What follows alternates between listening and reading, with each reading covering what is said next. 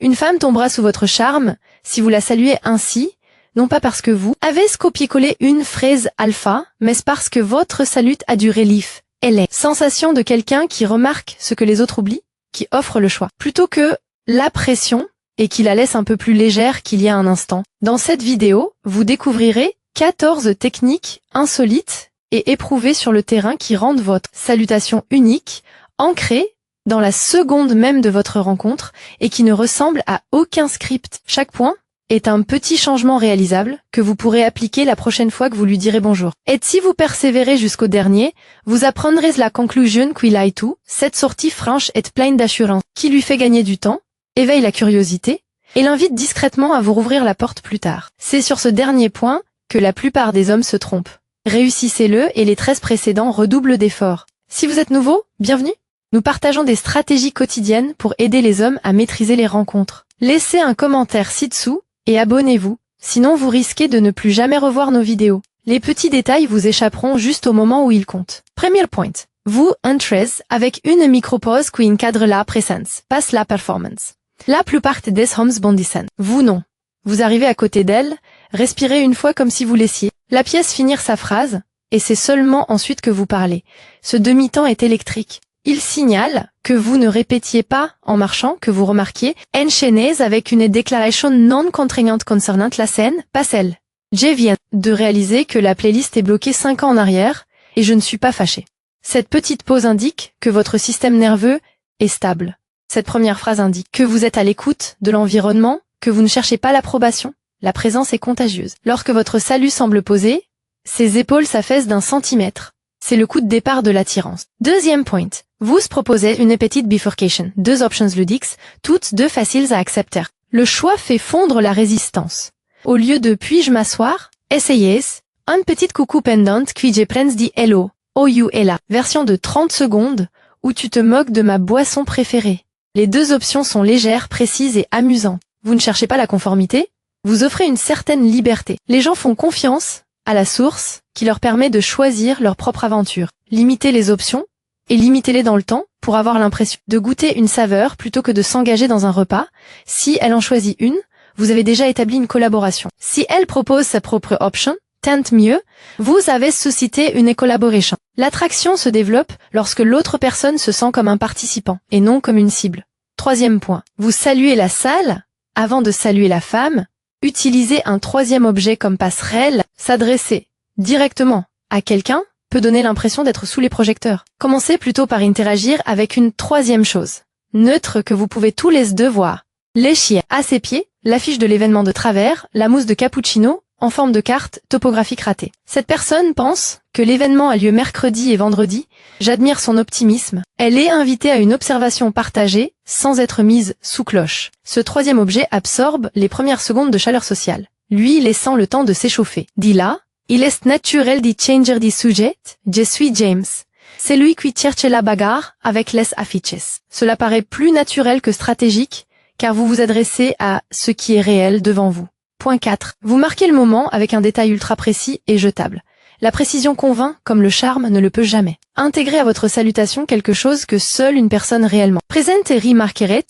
Je vous salue avant qu'il ait bariste. Ne lâche sa cuillère pour la 3e fois, où j'ai dû rencontrer la seule personne qui semblait sincèrement trahie par sa salade. L'important n'est pas l'ingéniosité, mais la preuve d'une présence. Lorsque votre bonjour est figé à une seconde précise qui ne se reproduira plus, elle se sent choisie par la réalité, et non seulement par votre ennui, ce petit détail devient une petite blague en quelques instants. Elle ne rencontre pas un homme, elle vous rencontre, ici maintenant. 5e point, vous complimentez le processus invisible, pas le résultat visible. On vante les mérites toute la journée, elle, apparence, les vêtements, une accessoire évidente. Les processus sont les jardins secrets. Ce carnet de croquis a les coins endormis de quelqu'un qui dessine dans la file des attentes, ou cette bague a LRD avoir été portée par vous. Vous n'évaluez pas, vous remarquez l'histoire derrière l'objet. Lorsque votre salutation honore l'effort ou l'histoire, plutôt que éclat, vous signalez la profondeur sans chercher à paraître profond. Cela sonne comme du respect, pas comme de l'envie. Elle se penchera pour confirmer ou corriger votre lecture, ce qui précisément elle accroche. Vous avez transformé l'introduction en co-narration. 6e point. Vous reproduisez une micro-posture. L espace D, un instant, puis la briser volontairement. Reproduire L intégralité du langage corporel est cliché et inquiétant. Le geste inhabituel consiste à reproduire un détail anodin. L angle de sa tasse, la façon dont son carnet est légèrement incliné, puis à modifier délibérément le vôtre après une phrase. C'est un murmure de « je te vois », suivi de « je suis autonome ». Ce rythme, accordé puis dirigé, est sécurisant et attrayant. Il indique que vous êtes à l'aise en société, sans être imitateur. L'écho crée une familiarité immédiate. La pause douce restaure l'individualité. Bien fait, elle sentira simplement que votre présence s'intègre à la scène sans l'étouffer. Point 7. Vous lui tendez une phrase pour décompresser qu'elle peut utiliser à tout moment. Instaurez la confiance dès le premier souffle en lui proposant un moyen de sortie élégant qu'elle maîtrise. Si c'est un mauvais moment, lancez-moi une report et tu disparaîtras comme une lapine de magicien. Vous avez donné le langage des limites avant qu'elle n'en ait besoin. Cette courtoisie préventive diminue la vigilance et rend possible une réelle curiosité. La plupart des salutations suppriment des options. La vôtre en ajoute une. On est attiré par la personne qui protège son autonomie, même si cela risque de mettre fin à l'instant. Paradoxalement, cette sécurité permet souvent de prolonger l'instant. Si cette approche sans pression vous convient, abonnez-vous. Ainsi, la prochaine fois que vous aurez envie d'une nouvelle petite aventure, elle viendra à vous et non l'inverse. Point 8. Vous jouez à un échange d'histoires, en une phrase, avec une contrainte. Les histoires se lient plus vite que les faits, mais les histoires tentaculaires submergent les inconnus. Utilisez une contrainte ludique, histoire d'origine en une phrase, comment vous êtes-vous rencontré avec ces livres. Vous partagez ensuite la vôtre en premier, concise et précise. Les contraintes stimulent la créativité et permettent de gagner du temps. Elle peut répondre avec humour ou sincérité, et dans les deux cas, vous avez dépassé le bavardage sans exiger d'intimité. C'est la version speedrun de la profondeur, structurée, légère et étrangement mémorable. Point 9. Vous créez un petit artefact et vous le laissez partir. Les souvenirs tactiles restent gravés. Sur une serviette en papier ou un carton, notez un titre en 2 mots pour le moment. Que vous venez d'y partager, Rebellion des Posters. Théorie dit la cannelle. Glissez-le vers elle. Non pas comme un souvenir que vous espérez qu'elle garde, mais comme un petit clin d'œil à la scène elle-même. Souvenir pour le musée d'aujourd'hui. Puis reprenez la conversation ou votre sortie. Vous avez rendu ce moment collectionnable sans vous rendre collant. Si elle sourit et le range, vous vivez déjà dans son récit de poche. Point 10. Vous lui proposez un puzzle de poche que vous pouvez résoudre ensemble en moins d'1 minute. Les mystères captent l'attention. Proposez une petite énigme résoluble ici même. Je collection des théories sur pourquoi. Cet endroit sent vaguement la cannelle, alors qu'il n'y en a pas à moins d'1 kilomètre. La première théorie concerne les bouches d'aération et un voisin trop festif. Oh, dans une librairie, je suis partagé, c'est graphiste pensé. Il que nous aimons le chaos, ou que c'est le chaos qui nous aime. La clé, c'est une puzzle aux contours doux, des enjeux faibles, une récompense rapide. Une rire qui attend à la fine. Vous invitez son cerveau à jouer, pas son agenda à planifier. Lorsqu'une salutation vous offre une victoire que vous partagez en 60 secondes, vous créez un souvenir étrangement tenace. Point 11. Vous utilisez une introduction inversée qui atténue la pression avant qu'elle ne monte. Les attentes rongent la spontanéité. Désamorcez-les dès le premier souffle. Ceci est un bref bonjour, pas un argumentaire, ni une tentative de séduction. Je serai parti dans 1 minute, à moins que vous ne me séduisiez avec une question. En nommant ce que c'est pas, vous éliminez toute menace. Vous faites également preuve d'intelligence sociale. Vous comprenez les scénarios courants et en choisissez un plus bienveillant. La curiosité vit là où les défenses ne sont pas nécessaires. Une fois la pression atténuée, elle peut vous rencontrer tel que vous êtes au lieu de gérer un inconnu. Ironiquement, dès que vous cessez d'essayer de préserver l'instant présent, l'instant veut vous garder. Point 12. Vous vous accrochez une petite note de terrain, une particularité concrète qui vous rend collectionnable. Les étiquettes réduisent les frictions.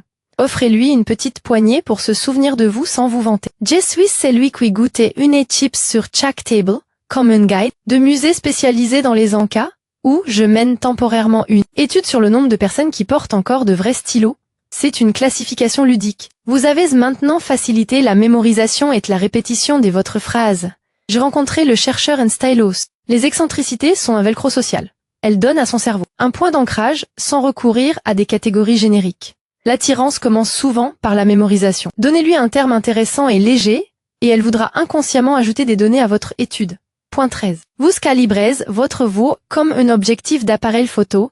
Commencez doucement, puis concentrez-vous. La plupart des hommes commencent à un volume fixe et y restent. Pensez en termes de concentration. Commencez légèrement plus bas, que le bruit ambiant, ce qui indique que vous lui parlez, pas dans l'air. Ensuite, lorsque vous ajoutez une phrase, articulez plus doucement et ralentissez les 2 derniers mots. Un début en douceur est synonyme d'intimité. Une fin franche est synonyme de confiance. Nul besoin de vocabulaire vocal, juste d'une attention particulière pour affiner votre salut comme une phrase bien écrite. L'oreille fait confiance aux orateurs qui font preuve de maîtrise sans théâtralité. Soudain, salut n'est plus une syllabe. C'est une micro-expérience qu'elle ressent dans ses épaules. Point 14. Vous intégrez une porte de sortie à votre salutation, puis vous l'utilisez réellement. Le salut le plus audacieux est celui qui lui fait gagner du temps. Formulez-les. Je vais voler un avis sur la pâtisserie, dire merci, et je m'en vais. Puis, faites-les. Demandez l'avis, riez un peu, appréciez et éloignez-vous.